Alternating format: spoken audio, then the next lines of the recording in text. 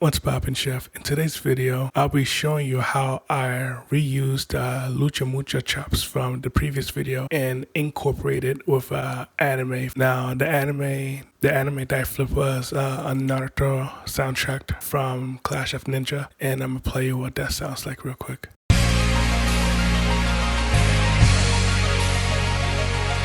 So that's what it sounds like, and I chopped it up and I added some effects, and this is what it sounds like now.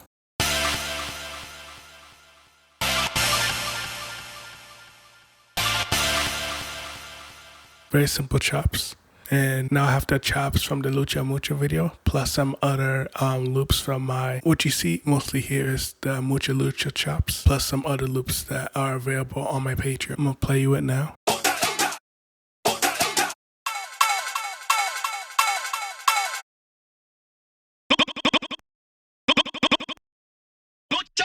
But all together it sounds like this.